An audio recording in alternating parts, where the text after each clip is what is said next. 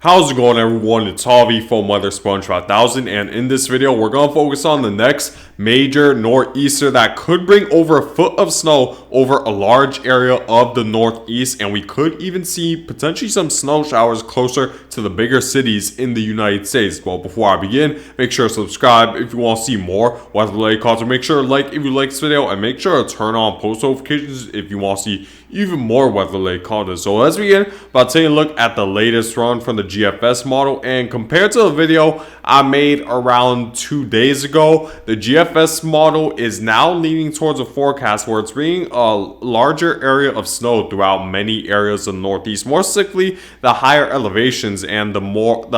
northward portions of the northeast, where if I were to move forward, we're now approaching that time period where the forecast does become more certain. So actually, first let me show you how this storm will originate. It will originate from this trough that's moving inward into the Pacific Northwest, and we're gonna see this continue to move westward along with a stronger than usual jet stream as a result of the high amount of instability that's located right around the western portion of the United States. And along with this trough is going to be a lot of cold air, which will speed up the jet stream winds, which will make this low pressure system move eastward quite rapidly, which will mean that North Dakota and South Dakota could experience snow as early as tomorrow, where the snow could be heavy at times. We're going to see a little bit of a moisture flow that's going to be located right around the midwestern portion of the United States, because we have this little trough located in this region, somewhat of a southerly flow. It's not very strong, but we do have a ridge located over here, a trough located in this region, and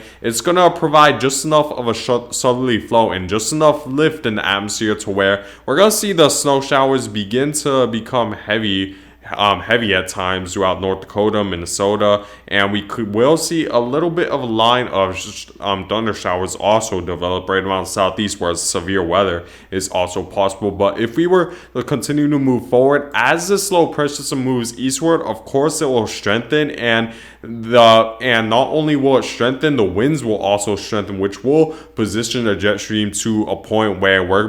gonna begin to see a little bit more of a jet stream dip, and the trough that's lingering further southward into the right around the southeast of the United States will interact more and more with this cold pocket as this low pressure system continues moves further eastward, and that will allow for this low pressure system to rapidly intensify as it heads into the northeast, along with the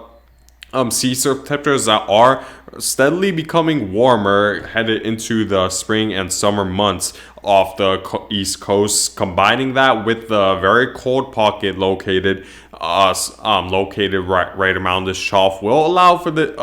high amount of instability to occur right around the northeast for a rapidly intensifying low pressure system to develop just off the northeast coast, where we do see the pressure drop, especially as this low pressure system really heads to New England, and we see heavy snow throughout Vermont, New Hampshire, upstate New York. I'd say more specifically the higher elevations, where we do see snow heavy at times, and we even see snow throughout the northern Great Lakes, so make sure to keep that in mind as well. We see snow throughout the higher elevations of Pennsylvania, and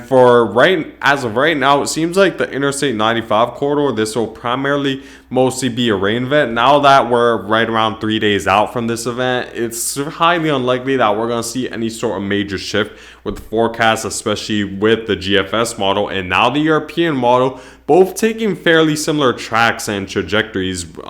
when it comes to the track of this low pressure system and the area where the heaviest snow will fall, as they're fairly similar at this point. So I find it unlikely to see the snow head very far eastward, especially since sea surface temperatures are definitely rising right around Boston, just off the coast of Long Island and the Jersey Shore. That should limit the amount of cold air that filters into the Interstate 95 corridor cities, which as a result, should primarily make it a rain event for you guys, but you still need to pay close attention along the coast because you could experience gusty winds, especially more towards New England, and heavy rainfall. You see that in the rain, we do see the yellows and thunder shower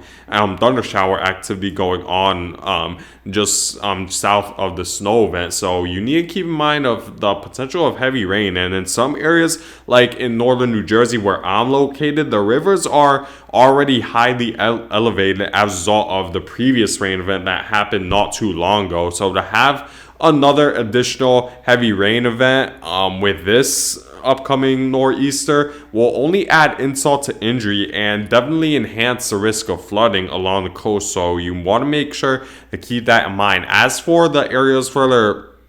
westward, of course, you need to pay attention to major snow event that's going to go on, and you see that it's bringing heavy snow throughout Maine, New Hampshire, Vermont, as it's definitely something to keep in mind. Taking a look at what the GFS model is currently forecasting when it comes to snowfall accumulation. If we were to continue to move forward, you see that a large area of the Northeast could experience over 12 inches of snow, which will definitely be very significant for a lot of you guys, and it's definitely something to pay very close attention to. So it's definitely so you guys throughout the interior Northeast need to pay close attention to potentially blizzard conditions for our northward when the snow pressure system really begins to intensify. So it's definitely something you want to be aware of headed into the Tuesday to Wednesday time frame for the Northeast. However, there is still somewhat uncertainty regarding where the heaviest snow will be and how large the area of snow will be, because I noticed that with the GFS model, it's leaning more towards the snow being a little bit further northwestward, which would mean that the areas eastward wouldn't experience much snow at all in this scenario. However, it's a different story when we take a look at the European model's snowfall forecast, because if you were to continue to move forward, you see that the snow is definitely a lot further southward, and it's impacting areas close to the Boston metropolitan area, as well as maybe the suburbs of Hartford, Connecticut could get involved, and even as far south as northern New Jersey could get involved with some snowfall in the European model scenario. And I am based on the fact that the European model was already correct when it came to the strength and the magnitude of the snowstorm before the GFS model eventually corrected itself that we're going to experience a more significant snowstorm. We could maybe guess that the European model might be the more reliable model in this scenario, since it was already correct the first time. So there is that possibility we could see the snow be further southward than a lot of you guys think. So there's still uncertainty regarding where exactly that rain snow line will be, but I'll make sure to update you guys once we do get more certainty. But this is impacting areas such as Albany, New York, while I think those along the Hudson River, the immediate Hudson River Valley, while I don't think the snow is going to be as significant as you see right here, because in the areas where you do receive over 6 inches of snow, you're well into the higher elevations, and also you aren't necessarily bordering a river where the sea surface temperatures are warmer than average, and also of course you're not in a city environment where it's typically a little bit warmer. I do think that there's going to be a little bit more snow maybe in the cities like Albany and Scranton than what you see. So make sure to keep that in mind if you're locally in those cities, because it might not necessarily be, you might not necessarily experience over 6 inches of snow. You see that right along the Hudson River Valley, there's that small area where the snow is primarily hovering around 5 inches or even less at times. So make sure to pay close attention to that, because you don't want this to mislead you if you're in a valley or in a lower elevated area. But you still see that a lot of the Northeast is experiencing heavy snow out of this. So that's something to keep in mind. We're going to need to pay attention to the position of jet stream to really determine how far north or south the snow will lie. So it's definitely something we're going to pay close attention to. That really all depends on the strength of this trough as it moves eastward, because that'll determine the northerly flow associated with with that trough, as well as the position of the jet stream, which in return will determine the position of the low pressure system as it moves up the east coast. So that's certainly something we're going to need to pay close attention to over the next several days. Now, of course, snow won't be the only issue. Like I said, we're going to see rain, but also wind could be the issue, especially towards New England when this storm really begins to intensify, where we do see gusty winds at times. While I don't think this is necessarily going to be an extreme wind event, because this storm really, by the time it reaches the northeast, won't really be at its maximum strength, because it's going to encounter an unstable environment relatively late, relative to its position to where it is along the northeast coast. But we still could see a significant wind event more right around New England, and potentially some areas with minor coastal flooding if the position of the winds are just at the right angle, which is a very big if, and it's a little difficult to forecast storm surge, but it's certainly a possibility. And what's interesting too is that there could be our first tropical storm that develops just off the United States coast. While it's unlikely that, of course, it's going to develop into anything serious, and it's most likely going to stay well off the United States coast, it's at least interesting to see that we could see our first tropical storm as early as April. And like I said in my previous hurricane season videos, this could be first of many tropical cyclones we're bound to experience for 2022. But we could see an early start to hurricane season as well, as it seems like the computer models are detecting a little bit of cyclonic vorticity, where the sea surface temperatures are just warm enough, and while it will encounter a little bit of unstable air, it will hold its own by creating its own center of circulation that's not really directly as a result of this cold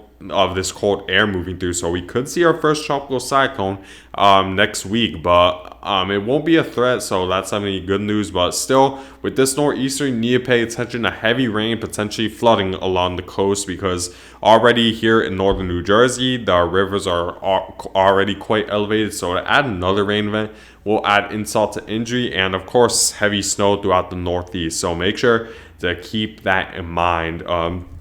Now, in terms of my snowfall forecast regarding this next major winter storm, so over a large area, more specifically the higher elevations of upstate New York, Pennsylvania, even into the western portion of Massachusetts, and the western portion of Maine, I'm expecting you guys will receive over 6 inches of snow, 6 to 12 inches of snow. And then in the higher elevations of upstate New York, the Adirondacks and the Catskill Mountains, I'm expecting around 12 to 24 inches of snow. And I wouldn't say this includes Albany, New York. I should be more clear with that in the bigger cities such as Scranton and Albany, there's a chance you might not experience much of any snowfall accumulation, because the temperature might be just a few degrees too warm for you guys. But in the areas surrounding it, in the higher elevations and in the suburbs where it's a little bit cooler, where the pavement doesn't absorb as much heat as where the grass does or trees don't absorb as much heat as the city pavement, there could be a chance where you do experience over a foot of snow. So make sure to keep that in mind. And in terms of where that rain snow line will be, that'll be the big question. But this could be as far south and east as the northwestern suburbs of Boston. So it's definitely something to keep in mind. I don't expect a major shift in the forecast where it suddenly involves New York City, Boston, and Philadelphia in snowfall accumulation, but there could be that possibility that maybe you do receive some isolated snow showers associated with this trough. So make sure to keep that in mind. For the coastal cities, the bigger threat will likely be flooding, so make sure to be aware of that and prepare into next week. Now, another thing we're going to need to pay close attention to is the heavy rain threat and severe weather that's going on in the southeast, where there is a chance of severe weather. We are seeing some thunder showers develop throughout Mississippi and Alabama, so make sure to pay close attention to that. And taking a look at the convective outlook for today, there is that slight chance of severe weather, and it extends to tomorrow. This is the same trough that's going to be our next major nor'easter, so make sure to keep that in mind. But the thunderstorm threat should subside by the day 3 mark, so that's on the good news. But yeah, guys, I guess that's it for this video. I thank you guys for watching. Make sure to subscribe if you want to see more weather-related content, and I hope you guys all have a great day.